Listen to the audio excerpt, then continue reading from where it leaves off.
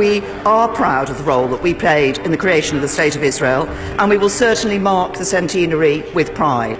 This was what Theresa May had to say about the 100-year anniversary of the Balfour Declaration. But what exactly happened on November 2nd, 1917, and what was the Balfour Declaration all about? These 68 words were a historic promise given to the early Zionist movement by the British government for the establishment in Palestine of a national home for the Jewish people.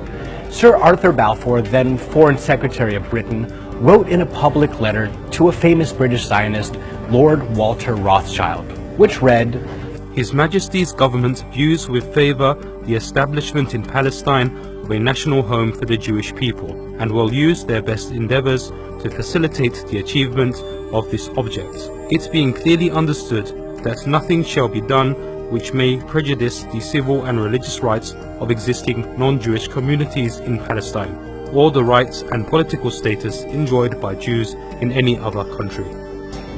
This was just what the Zionists were looking for, as outlined in the First Zionist Congress during its meeting in Basel, Switzerland in 1897. Zionism seeks to establish a home for the Jewish people in Palestine, secured under public law. Earlier, Theodor Herzl, their founder, had failed to realize this purpose when he couldn't get support from the Ottomans or any other European ruler. But this declaration basically laid out the foundation for the State of Israel. And since the second part of the agreement, where it talks about protecting the civil and religious rights for non-Jewish communities in Palestine, was never implemented, it resulted in a great injustice towards the Palestinian people, as thousands of them lost their homeland with the creation of this new Jewish state, and the ones who remained are being treated like second-class citizens.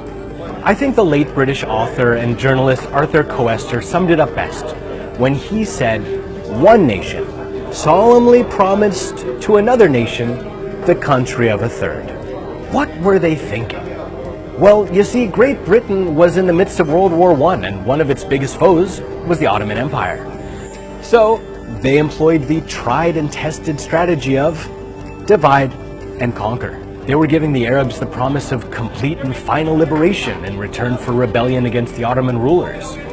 The Crown had decided Palestine's for the Jews, thus ensuring a perpetually divided Middle East. And 31 years after the Balfour Declaration, the State of Israel was founded.